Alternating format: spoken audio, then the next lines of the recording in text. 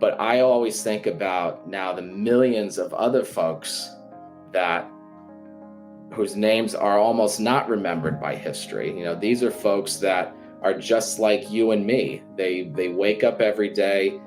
They earn a living doing something. Maybe it's a trade, maybe it's a skill, maybe it's running a business, and they're trying to provide for themselves. They're trying to provide for their families, and they just want nothing more than to be honest, hardworking, productive citizens that can contribute something positive to society. The gentleman who I'm writing about, he would have never have expected anybody to be writing about his life. That's just not the kind of person he was. And now here we are 250 years later, and he's going to have a book on him. And that's really personally satisfying to me, because I think his story was so important and that it really needed to be told. Let me invite you to sit back, drop your jaw, tongue, and shoulders, take a deep breath, and if you wish, close your eyes for a moment and feel the beat within. In a few seconds, you just jumped from your head to your heart and felt the beat within, opening up to receive even more value and fulfillment out of your business and life. And today's episode. I am your host, Nico van de Venne, confidant to successful CEO founders and entrepreneurs striving to achieve everlasting fulfillment. Welcome to the Everlasting Fulfillment Podcast with our next guest, Dayne Rugh. Dane is a museum curator and director, historian, and aspiring author. Dane is a lifelong resident of Connecticut with a passion for early American history. He's the director of Slater Memorial Museum, overseeing all museum operations, programming, and exhibitions, and is also past president of the Society of the Founders of Norwich. He has a bachelor degree in American Studies from the University of Connecticut and a master's in museum studies from Johns Hopkins University. He's a member of Phi Beta Kappa. He has published content for the Connecticut History Review, Norwich Magazine, the Bulletin newspaper, Mystic Seaport Museum, and the Journal of the American Revolution. Dane, welcome to the show. Thank you, Nico. Thanks so much for having me. It's fun. It's fun to see somebody completely different than what I'm used to. I meet a lot of entrepreneurs and CEOs and founders, but you are a museum director. That's something completely different, but I think it's very interesting to hear your views on history with regards to challenges and entrepreneurship and all that beautiful stuff, going even back to the American Revolution, I would say. Yes, as far back as I can remember, I've loved history, and probably if I were to dig really deep enough, I would discover the entrepreneur within me, as I come from a family where my father and family are business owners. They've run their own business for many decades, and so I think a lot of that, in a way, has imprinted on me somehow. But I followed a very different path. I sort of borrowed and was inspired by a lot of things that I observed around me growing up in the family that I lived with, and since then I've been able to forge a very interesting and, again, much different path forward than either of my parents did. So you're actually a museum director, with some deep-seated entrepreneurship mentality. So how could I look at your story? How did you get into the role that you're doing right now? And what's so very exciting about what you do every day? Well, I knew that I loved history. And when I was in the late stages of high school here in Connecticut, I then start to wonder, well, if I'm going to go to college, if I'm going to study beyond high school, what exactly am I going to do? And I knew I loved American history. So I was able to really stay within the community that I lived in. I grew up in a city called Groton, Connecticut. It's a small town, probably 40,000 people. It's one of those small towns where a lot of people know you, and yet you can still kind of find your own way and forge your own path in many different respects. But what was really great about particularly my educational background, is that I was able to study locally. I was able to go to the University of Connecticut, which had a branch at a place called Avery Point, which is right in my hometown, Groton.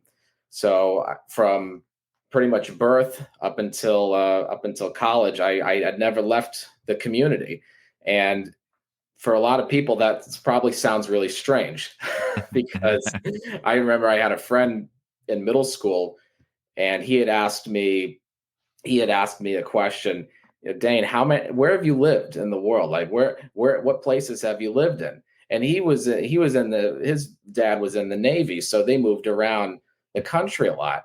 And I said, well, I haven't lived in anywhere except my house. I've lived in the same house. And he couldn't understand that. He couldn't comprehend that I had lived in the same house my entire life. But that's just kind of how my life turned out. But when I was in college, I was able to not only study locally, but also take classes that focus on local history and heritage. And I really came to understand why my community is important, why Connecticut was important, and that totally changed it for me. It really changed and broadened my perspective just on the area that I lived in.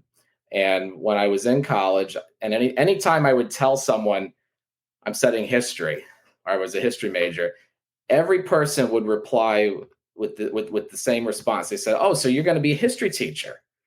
And I kind of looked at them and I would say, "Well, no, I don't think I want. I don't think I want to teach. I don't think I actually want to be a history teacher."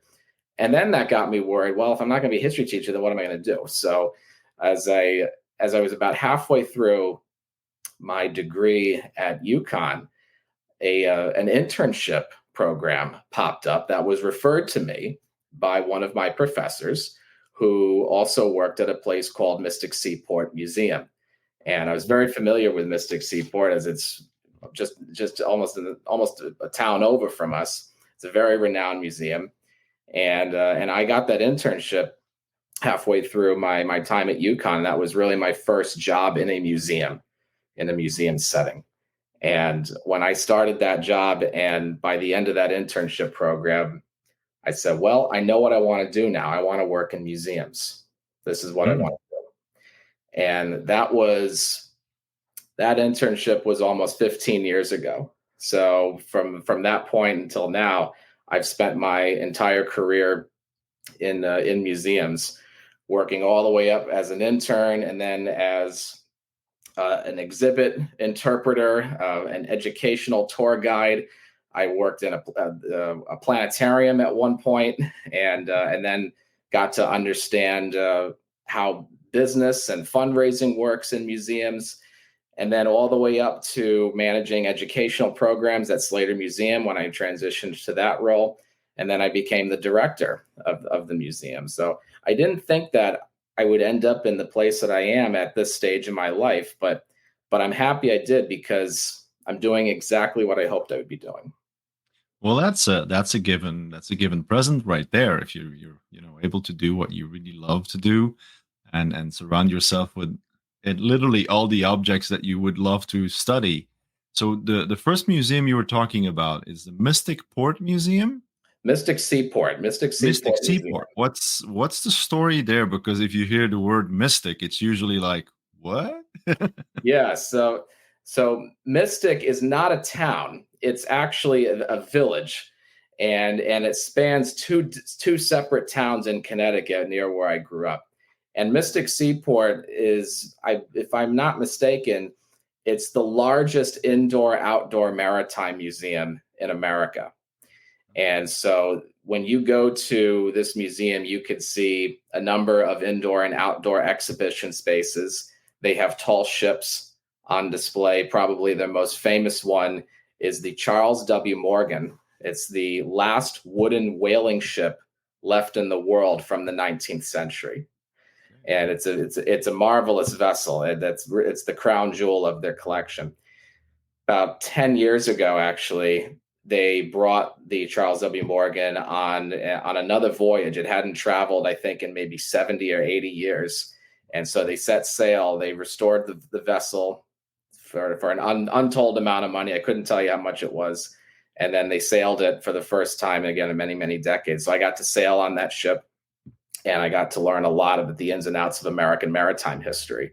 And that was kind of unintended because I like maritime history. It's not my strong suit, but I have a big appreciation for it. I learned a lot about American whaling history and fishing industries of the 19th century. So I was exposed to that realm and around that area of history a lot during my 6 years that I spent at Mystic Seaport. And I'll always have a fond place for that museum because that's where my career began. And, Yeah, and I indeed. still have very good friends and colleagues that still work there. Yeah. So I my relationship with the sea, let's say, in this case, my parents lived at the seaside in Belgium, really close to the coast, and one of the bigger towns is Ostend, where they have ships. They're moored in the yacht region harbor, and it's called the Mercator. And Mercator is pretty well known worldwide for one of the guys who draw the world map. And so it's one of the strange things about that ship is it used to be the official training ship for sailors here in our country, and it's still there. That actually is very similar to a vessel that Mystic Seaport has called the Joseph Conrad. It's an iron hulled ship. Again, very very old ship. But after it was decommissioned as a private vessel, if I'm remembering correctly, that was a training vessel for here in the U.S. That they did a very very similar job. So those vessels are important. Yeah, yeah. They're still important to this day. Yeah, I think so as well. And I always think about as a sailor, I don't think it's an easy life. It's something that you really live for and live through because you're away from the land a long period of time. So there's a lot of times in history, and probably you know best, but there's a lot of times in history where people had to struggle and go through some very harsh times. Is there anything that you know in history that really speaks to you and motivates you in what you do every day? Oh, certainly. I'm right now. I am in the throes of writing a book, and it's getting close to being done. I've actually finished my draft manuscript, so it's being edited as we speak. This was a project that I wanted to do professionally and personally because I thought it was a story that was really worth being told. But this book that I'm writing on a Revolutionary War biography of an American colonel who fought during the American Revolution. This is a story about someone who was not famous by any stretch of the means. He grew up or I should say, he was born in the town of Windham, Connecticut, which is nearby where I live here in Norwich. And this colonel moved to Norwich and spent the rest of his life living here in this town. And I live almost a stone's throw from where he would have lived and grown up. And this is almost 250 years ago now. Mhm. But this man, who I've been researching and writing this book on, was just a regular everyday person. I mean, when you think of all of the major names in American history, you think of like the George Washingtons or the Thomas Jeffersons or the Alexander Hamiltons or the Benjamin Franklins. And certainly, our country and our history wouldn't be what it was without them. Mhm. But I always think about now the millions of other folks whose names are almost not remembered by history. These are folks that are just like you and me. They wake up every day. They earn a living doing something. Maybe it's a trade, maybe it's a skill, maybe it's running a business, and they're trying to provide for themselves. They're trying to provide for their families, and they just want nothing more than to be honest, hardworking, productive citizens that can contribute something positive to society. The gentleman who I'm writing about, he would have never have expected anybody to be writing about his life. That's just not the kind of person he was. And now here we are 250 years later, and he's going to have a book on him. And that's really personally satisfying to me, because I think his story was so important and that it really needed to be told. And that definitely motivates me. That's one of the biggest motivating pieces for me, is reaching back and reaching as far back as you can to find these stories about people that might not have done anything significant on the surface, but years and years and years later, you can unpack um, tremendous meaning behind what they did. And you can maybe inspire a few people to say, this is something that you might find inspiring yourself for these reasons. As I tell people all the time, whether I'm leading a museum tour, if I'm giving a talk or a lecture somewhere, I say, when you really think about it, if you look at pictures or paintings of people from hundreds and hundreds of years ago, you might think, my goodness, people were so different. They look different. They dress funny. But the fact that people weren't that much different than we are today. I mean, some things certainly are different culturally speaking, but when you really boil it down, we're not that much different than our ancestors. Yeah, it's true. It's true. I have this old, I really have to search for it, but I have this old picture of my great grandfather sitting on a horse. So I think he had a military uniform. He was not a colonel or anything like that, but he was a military man and a farmer on his off days from the military. And my grandma, I think she had about 16 or 17 grandchildren. Think about that. And I was the one who got his watch, one of those classic round watches, pocket watches. And he was wearing that pocket watch at the time of that picture. And I still have that pocket watch. And sometimes I'm like, can you imagine what life is like in a period where, let's say, for us, a toilet is something, it's there, and they had to walk to a little house in the back of their yard and sit on a plank with a hole in it. The difference is so big, but in the end, everybody is exactly the same. We all have the same urges and wants. I can imagine that he wanted to have children or grow or give his children the best that they could, just by simply being a father and doing the best he could. And that's something that sometimes it's good to go back to the basic, simple things of realizing that every day, getting up every day and doing these small little things can give a very, can have a lot of impact in the long run. I've been relearning a lot of stuff about compounding, adding all these little things, and listeners know this, but I have these four alarms on my cell phone that I have every morning. They go off business days. Weekends I like to sleep in, so I don't want to get up by those. And they're just simple alarms giving me a reminder of thinking of like, yeah, there's amazing stuff every day, and people are there to help you and so on. And I see what you mean by somebody's history. Okay, he was a colonel, so he probably had some decisions to make for his troops. And is there anything specific that he happened to do that might have had influence on history that came out of your research? Oh, yes. Okay. Absolutely. The gentleman's name who I'm writing about, his name is John Durkee. And that name is not going to mean anything to almost anybody except maybe me. and maybe a few soon to be a lot more people. Yeah. and definitely a few other folks that are in my own inner circle of local history. But he was involved with a number of events that literally shaped Connecticut political history.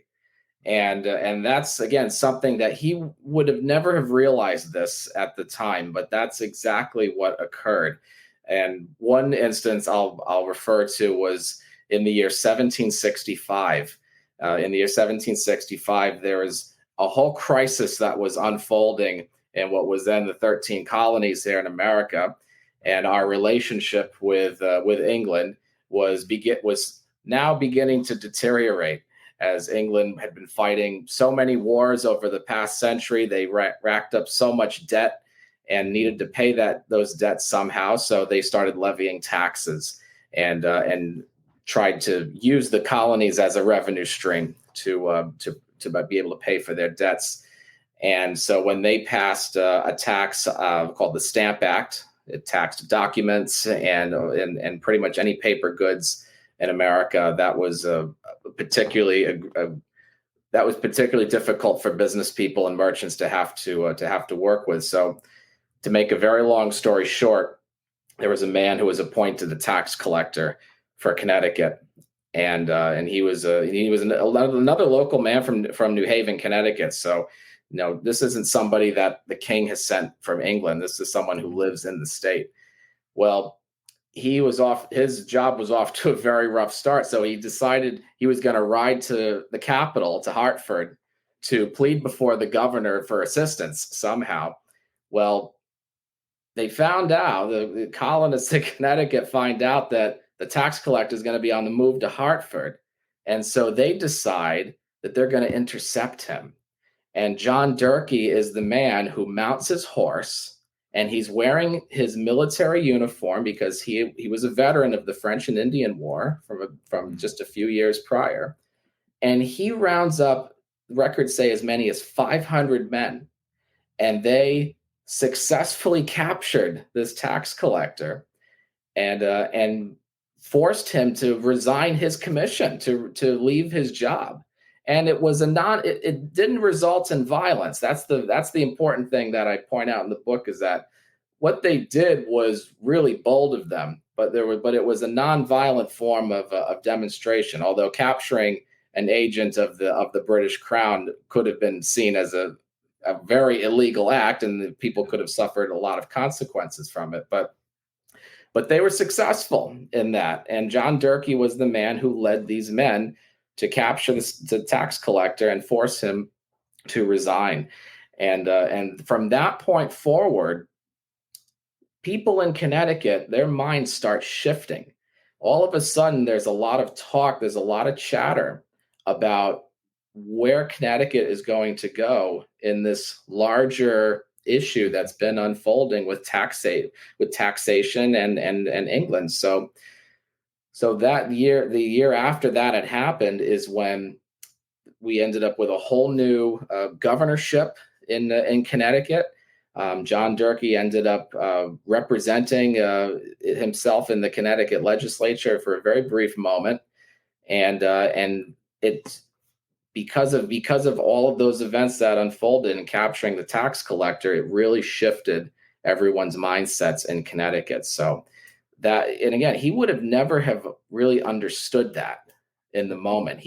They were just doing what they thought was right, what they thought was right as Englishmen. They believed they had rights just as everyone else did in the British Empire. But in any event, that was a particularly big move for them. And that's a whole chapter that I unpack in the book. But that's just one example. I mean, there's so many others that could be discussed. But again, it all is important to talk about, because where I work, my museum, we're part of a high school campus, and so we have 2,000 students that at one point or another are going to come through our museum and learn something. Mm-hmm. And often when I have groups of students, I will say to them, you might think that, no one's going to remember your story 100 years after the fact. But the fact is that you have to live your life believing that everything you're doing is done with purpose, and that there is something much bigger that you're working towards. Because 100 years after you're no longer on this earth, people are probably going to be remembering you somehow. Mm-hmm. So how do you want to be remembered? Do you want to be remembered for certain things you do, or for certain causes, or or movements that you stand for, how do you want to go about that? And from the museum perspective too, I'll say to them, in 100 years, there's going to be museums all across the country, all across the world, that are going to be talking about what life was like, right now. And the way that they're going to be talking about it is all dependent on us. How do we want our history to unfold? How do we want ourselves to be remembered 100 years from now? Because people back then probably didn't realize what they were doing is going to be remembered somehow in the future. So whatever it is that you do it with purpose. Do it with intent. Yeah, it's a beautiful way of inspiring young people to indeed do something that leaves a legacy. It's one of my passions, legacy, leaving a legacy. I've always had that in myself as well, and it's one of the things that I've strived to also awaken in others, especially people in leadership roles, where you sometimes forget by doing those day to day. So if you're setting up an exhibition and stuff, like you're doing the practical thing, ordering, I don't know, the opening night, you have to order drinks and some snacks and stuff like that. And the opening night, okay, then that's done. Well, what's next? Yeah, we need to see that everything's there so that people can come in and visit. You're always working on the practical things, but then the effect of leading those people that are around you on how they implement and how they make everything nice and clean and neat, so that it is a very good exhibition and all that. It's very important that as a leader, the effect that you have on others, and that's one of the things that I try to make clear on attitude as well for some people. Like you said, if that guy, the person that you're talking about, I'm very sorry, I forget his name, but quite all right.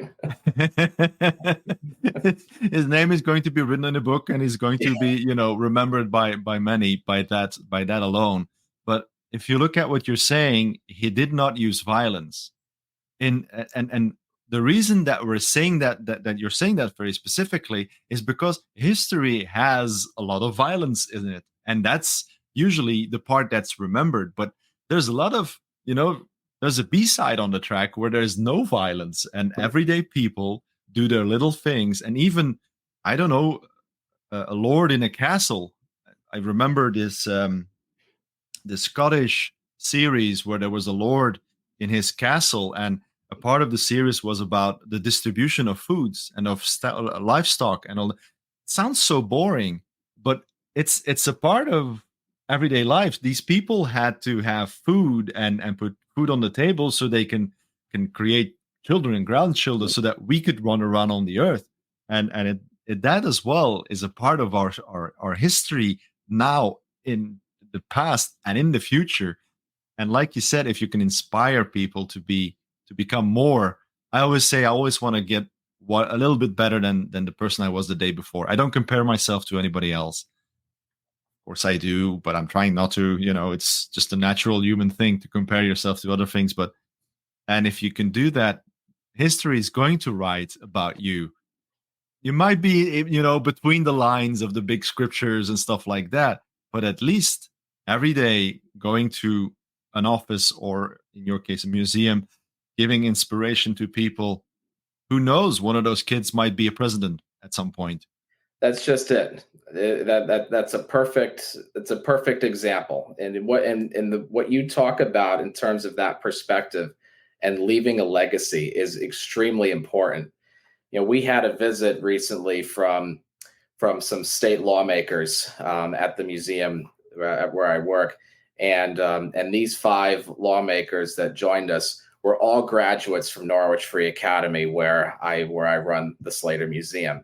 And I don't think any other high school has that many graduates that are high level elected leaders in our local government. And that alone is very inspiring, because as they're here talking to our students, they're saying the exact same things. You might not think that one day you might run for office one day, and maybe you'll even get elected. Perhaps you'll do something else in the private sector that's going to get you recognized Mhm. and get perhaps a product or a service recognized. But that perspective is extremely important, especially for students. That's why our museum setting, I think, is so unique, because we have this built-in audience of students Mhm. who are, whether they know it or not, are formulating opinions and their own worldviews. Mhm. Each one of them is different. Each one of them has a different background. There isn't a single person that's totally alike to another person, and they're going to follow very different career paths. And every so often, I have the honor and the privilege of working very closely with some of these students in the museum to teach them what it's like to work in a museum setting Yeah. and why it's important. Why are museums important? Why is any of what we're doing important?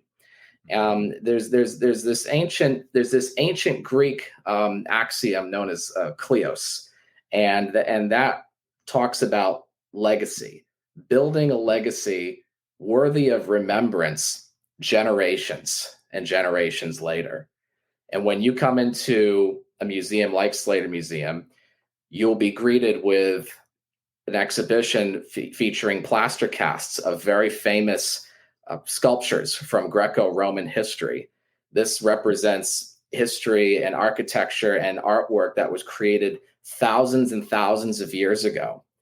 Mm. The ancient Greeks, the ancient Romans, the ancient Egyptians, the Mesopotamians, Assyrians, whatever culture you want to go with, they built culture, they built history that is still seen today. You can still see these monuments, you can still see these works of art at cultural sites and museums across the world. You can still see the messages they left behind. And they succeeded. They succeeded in having their culture be remembered and still discussed thousands and thousands of years later. Mhm. That's what I try to instill in students and visitors that do come from all over the world, that all of this at the end of the day means something. You know, Mhm. if you live in a community that either doesn't value its own history or doesn't value its own heritage, you're going to grow up thinking that there's really no purpose there. Really? No, there actually is. There Mhm. is purpose, there is meaning behind your community, behind your culture, and behind yourself. And oftentimes I don't see high school students really get it the first time. That you think. But They need a little bit longer. but they'll come back after they graduate and say, you know, that I really appreciated that exercise or that program, Yeah, yeah, and then yeah. it makes you feel good. Yeah, yeah, I can imagine that. I was exactly the same when I was young, but I had the advantage of having parents who were in their own way culturally inclined. They were not. My mom was a heavy reader, mostly romantic novels, but then she started reading history in different sorts, and at some point, my dad and my brother, they did a what do you call it in English? Can't remember. They went to Rome by bicycle, like people go to Compostela or Lourdes or kind of a religion trek they did. Mm. And I followed with my mom in a bus. So my brother's 8 years older than I am, so I was probably like 12 years old. But we went from where we lived in Belgium to France, and then through France to Luxembourg, and then all the way through Switzerland, and then Italy. And coming back, we went back through Italy, Pisa, Venice, all the beautiful cities, and then through Germany, and then coming back over Holland. And as a young kid, 12 years old, you're following I think most of the people that were in the bus were elderly people. They had to find their sponsorship somewhere, I think. But in the end, they had a guide. They had two guides in the bus, and we went to all these history locations and some beautiful churches as well. And then you hear about Renaissance and Greco and all of those terminologies. They don't pop into my head right now, but I do remember exactly what kind of architecture and stuff like that was going on. And then a couple of years later, I had to do a presentation in school, and that was my subject. Their bicycle trip, but all the history that I met along the way. And so many years later, I'm talking about I'm 45 now, so this is 33 years later ago, and I still have this enormous feeling for culture, because I learn a lot about the Crusades, for instance, because I'm related to one of those organizations. And you usually learn the things that are not so much fun, but on the other side, you do also learn that they had this complete system, like the early banking system, and how that worked, and so on, and how that later on also was used in the U.S. And when the Constitution was made, that also had a certain influence of those organizations, because the structures were there and those rules and so on. So it's just it's woven in so many different ways in life that we sometimes forget where our culture comes from. And I think that's very important, that museums uphold the cultural history and all those steps that were made in the past, that we as current modern day people, because probably at that time they said they were modern, but anyway, can learn from the mistakes that have been made. I'm very much a person that needs to make mistakes to learn. That's just who I am. I've made plenty in my life, but We on all the other do. hand, We all do, and we have to. yeah, absolutely, yeah. Yes, we So have to. Yeah. what? So you're telling me that the book is being edited. What launch time are you looking at now? Early next year, 2025 was my target launch window. Depending on how the edits go, it could be as early as before the end of this year, but it's a little bit up in the air. I'm self-publishing the book, Okay. and I'm learning a whole lot about the self-publishing world, and it has its own quirks and aspects that make it little more difficult maybe than the traditional publishing route, but there's also things that make it much easier with what I'm learning. And because this book is such a niche topic, it became a lot more of a personal project to me, in a way, because this is the first biography, this is the first authoritative biography that's been written on this man. And I thought I was going to have a hard time coming up with content.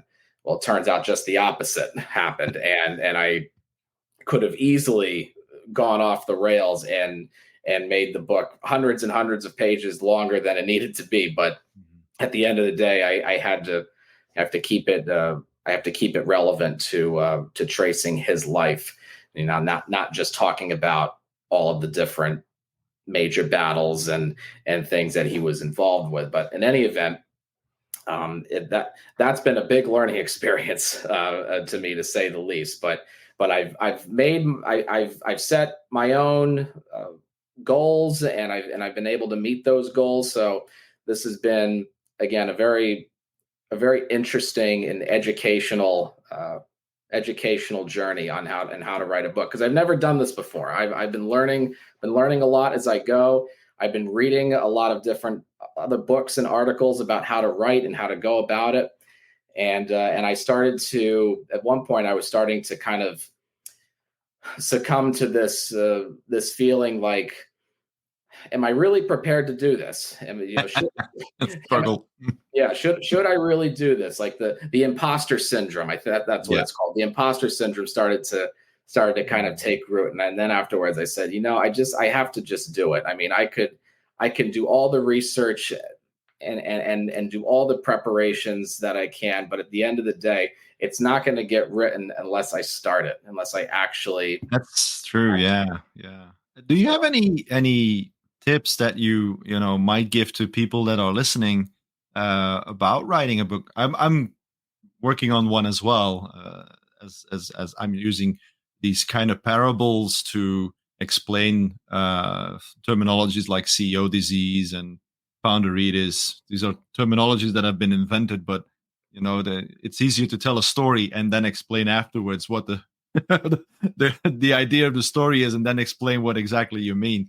But what do you have Yes. any tips? Yeah, I've a few tips, and again, I'm still very new at this. Mhm. I've been learning. I'm still learning a lot as I go. But I would say if you want to write something like a book, if you want to write a book, the first question you have to ask yourself is, why am I writing it? Am I Mm. writing it because I want to be a bestseller, a best-selling author? Or am I writing it because I want to become rich and famous? Or am I writing this because I just want to write it? I want to do it for me, or I want to do it just because I believe it's something that's worthy of being told and shared. And at the end of the day, the book that I'm writing, I know it's not going to be a bestseller. Like I'm not writing it with the express intent of seeing it land on the New York Times bestseller list. It's just not going to happen. So You never my know. expectations have to be tempered in that regard. But I'm writing this because I wanted it. I wanted this story to be told, and there's another bigger reason behind that too. Because next year we're going to be celebrating the 250th anniversary of the American Revolution here in the United Yeah, right. States, Mm. and that's a major national movement, if you will, that's taking root in each state. I'm pretty heavily involved with organizing events and programs that are going to commemorate this occasion beginning next year. So I wanted the book to come out in conjunction with these major milestone and anniversaries that are coming out, because people are going to be really in tune with trying to find material connected to the American Revolution. It's just like when the bicentennial happened in Oh, yeah. 1976 Yep. in the U.S. And I wasn't alive for that. My parents were, my grandparents were, but I wasn't around for that. So this is the first major national commemoration of this sort that I'll be living through, and so that really pushed me and motivated me to really complete the book on time, and so I've been pleased with that progress. And a couple other tips that I would also say is, depending on what you want to write, if whether it's a fiction book or a nonfiction book, one thing that helped me was thinking about how I actually wanted the book to look like. And what I mean by that is, do you want it to be hardcover, soft cover? Like, how big do you want it to be? All those nitty gritty details that you might say, oh, well, I'll figure that out at the end. I'll just write it first and then I'll figure it out. You actually might want to figure that out first, because, especially if you're self publishing, because it's going to make a big difference between a hardcover and a soft cover in terms of price and distribution, and whether or not you're going to print it in color or in black and white. I mean, there's a lot of questions you probably should answer in terms of those details that will probably make the process go a little bit more smoothly. So Mm. I'd go, and I have a lot of books. I love collecting books and reading books. So I'm not I going to turn the camera in any direction because I think you'll probably see a couple of things that you might want. yeah, yeah. Got a It's couple of first editions here, so yeah, yeah. So I, between all the books that I have, I was able to find a few of them that go, okay, this length is kind of what I'm shooting for, or this type of cover art, or this type of style is what I'm going for, and then I always kept them nearby as a bit of a visual reference to go back Mm. to. That was just helpful for me, because when I start a project like this, I'm a planner. I like to plan ahead as much as I possibly can, and the more that you can plan ahead and be prepared for, the better. Yeah, yeah, I can imagine. I am not a planner in that regard. I'm a planner with everything that's regards to the practical side of business and stuff like that. But I think it's my third version of what I want to write. So I still haven't decided exactly what I wanted to write. I am now closer by saying these terminologies are the things that I'm focusing on. But I've noticed that there's so many things that you kind of run towards. I also have a fiction book in my mind, because the phoenix is it's one of the mythical animals. I received a book from somebody explaining the full spectrum of the phoenix, because it's Chinese, it's European. There's a lot of different cultures that speak of the phoenix, Mhm. and I have a story in my mind that might be a beautiful fantasy story, but it's something even different than writing indeed a nonfiction book, where you know need to find some do some research and be sure of what you wanna put on paper. So no, it's very interesting to know that you're targeting for end the year, beginning next year. Mhm. And I would think to the listeners, who knows that there's somebody who might be interested in the little less known people from the American Revolution, especially if you're saying indeed that next year, 250 years is a special occasion, and it might be a nice Christmas gift for some people. Hint, hint, hint. Not That's putting a pressure on you, but Yeah, no, that you're that's just it. It's been a really fun journey, to say the least. I didn't think I would actually get this far, Mhm. and part of me tries to say, remain confident, say, yeah, you can do anything you set your mind to. But this is something that that I've never done before. I've tried my hand so often at writing fiction. Just doesn't work. I'm creative, but I'm just not that creative. I always end up with the details where I get stuck. There's a specific temple in the story, and I know exactly which one I want to use because it's also related to a baron that used to live here in Belgium that was related to Egypt. So if you go to, you'll probably know this place, Heliopolis in Egypt. Mm, There's a very specific castle that was built there, and the architect or the person who funded Heliopolis was a baron from Belgium, and he built that specific castle, and they renovated it a couple of years back, because 10 years ago I already had this idea, and that's maybe that's a part of the story. So yeah, hmm but yeah, the future will tell. So yeah. Dane, is there anything that you wanted to also share with us today before we end our conversation? Well, I appreciate again the opportunity just to speak to your listeners and your audience. I mean, I hope that if anyone can really take away anything from the conversation, I think it's just the fact that whatever you do as an entrepreneur or as a leader, you have to do it with purpose. Mm. You have to do it with intent. You have to do it, you have to do it in a manner that's true to yourself.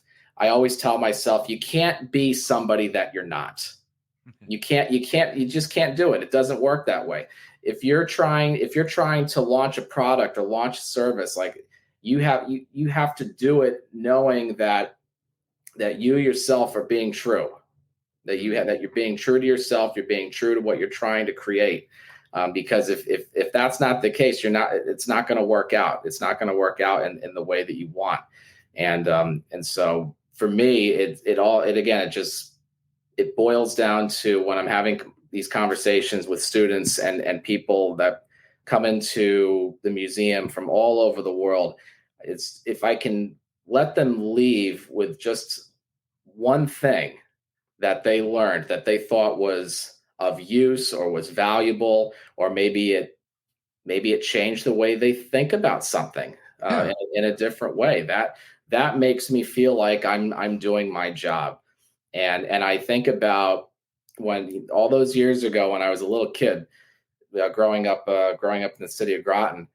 My parents did the same thing, and that sounds like yours did, in bringing me and my sister to sites across the country, Mm. and they brought us to forts, they brought us to battlefields, they brought us to museums because they wanted us to see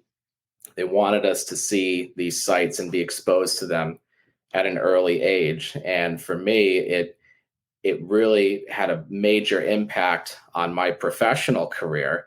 And again, I followed a much different career than my dad did as a small business owner.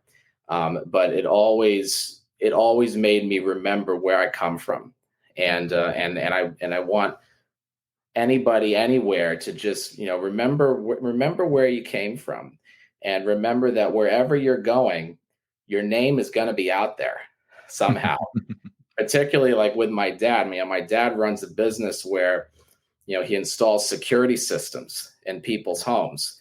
And outside of those homes, there's a little sticker that says protected by Rugh, Rugh, which is our last name. And those stickers are all over the place in southeastern Connecticut. And so when I look at that, I go, that's a part of our family legacy. And my father and my grandmother and my family always instilled in me, whatever you do, if you're going to put your name on something, you better be proud of it, and you better be ready to defend it, and you better be you just have to be happy that your name is there and that it's associated with something that you believe in and that you think is important. And if you are able to do that, you're going to find a lot of success in life. That's beautiful. That's a great way to end our conversation. I think that's gonna stick with a couple of people. I hope so. Thank you very much, Dane, for your time. Thank you very much, Nico. It's a pleasure to be here. Yeah, I enjoyed it. And thank you to the listeners for another beautiful episode that you could be inspired by. So don't forget to check out the new ebook on the website and follow Dane in his path towards his book creation. And also don't forget to jump from head to heart and feel the beat within. Have a good one, everybody. Bye-bye. Thank you for listening to the Everlasting Podcast. Let me leave you with a few questions to answer in the comments. How do you see the different topics we discussed during this interview? What are your thoughts? What stood out for you? Let us know in the comments or just send us your feedback. We launch new episodes weekly. Don't miss any by ensuring you are subscribed to the show. Click the follow button now. We depend on the organic growth of the podcast to inspire more and more people. So by giving us a 5-star review and sharing this episode with at least one of your friends who might be interested in the subject, you will significantly help more people become inspired. But more than anything, I am grateful to you for taking the time to listen to the show. If you are also a successful CEO, founder, or entrepreneur who has inspiring words to say, feel free to contact us for an interview at contact@nicovandevenne.com. Thank you for listening. We will see you again soon with more inspirational conversations on achieving everlasting fulfillment.